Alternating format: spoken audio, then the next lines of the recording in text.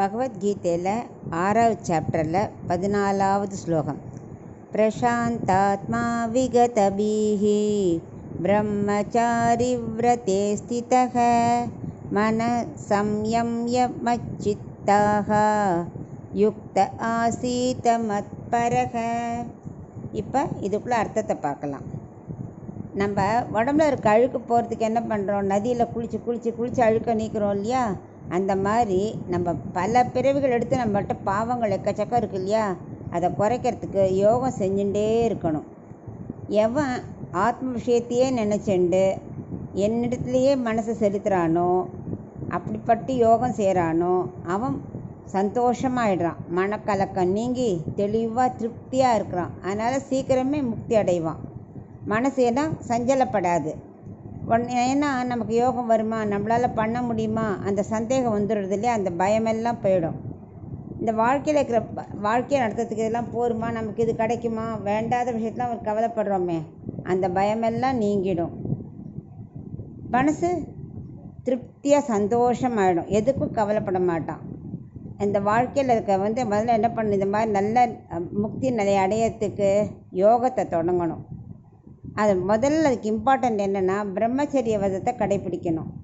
உடனே என்னடா கல்யாணம் ஆனவெல்லாம் யோகம் பண்ண முடியாதா அப்படி நினைக்கக்கூடாது. சாஸ்திரத்தில் சொன்னபடி கணவன் மனைவி எப்படி இல்லறம் நடத்தணுமோ அந்த மாதிரி நடத்தினா அவன் பிரம்மச்சாரி தான். கண்ணனே பகவத்கீதையில் சொல்லியிருக்கார். ஸோ அந்த மாதிரி அது சாஸ்திரம் சொன்னபடி நடக்கணும். அப்புறம் யோகம் செய்யும்போது மனசை கண்ட இடத்துல அலைய விடக்கூடாது, ஒரு நிலைப்படுத்தணும். அதுக்கு நம்ம 5 குணங்களை விளக்கணும்னு சொல்கிறார். என்னென்னா, அறிவின்மை, செருக்கு, ஆசை, வெறுப்பு, பேராசை. இந்த 5 குணத்தையும் நம்ம முதல்ல விளக்கிடணும். அப்புறம் பகவானை அது இதெல்லாம் விளக்கிறதுக்கு முக்கியமாக என்ன பண்ணணும்? மனசை பகவானோட மேனியிலேயே செலுத்திடணும். அவன் மேனியை பார்க்க நமக்கு என்ன கவலை, பேராசை, ஆசையெல்லாம் வருமா? ஒன்றும் வராது. பகவானை பார்த்தா வெறுப்பு வருமா? வராது. மனசு திருப்தி ஆகிடும். எப்படி நம்ம நகைகள் வாங்கினா லாக்கரில் கொண்டு பத்திரமா இருக்கணும்னு வைக்கிறோமோ, நம்ம மனசை அதை மாதிரி பகவானோட மேனி தான் பெரிய லாக்கர். அதில் வச்சுட்டோமானா மனசு கவலைங்கிறதே போயிடும். அப்புறம் பெறலாமல் இருக்கும் மனசு.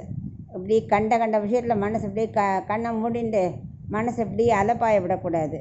கான்சன்ட்ரேஷனாக பண்ணோமானா பகவான்கிட்ட நமக்கு மெயினில் செலுத்திட்டோமானா மனசை யோகம் கைகூடும். அதுக்காக ஒரு 5 நிமிஷம் மட்டும் விட்டுறக்கூடாது. நீண்ட நேரம், கொஞ்ச நாள் அரை மணி நேரமான டெய்லி பண்ணணுங்கிற ஹேபிட்டை வச்சுக்கணும்.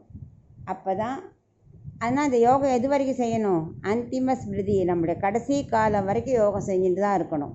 அப்போ தான் பகவானை நம்ம நினைக்க இந்த உலக ஆசையெல்லாம் போய் மனசு சஞ்சலம் நீங்கி திருப்தியாக ஹாப்பியாக இருக்க ஆரம்பிப்போன்னு இந்த பகவத்கீதையில் அர்ஜுனனுக்கு அட்வைஸ் பண்ணுறேன்.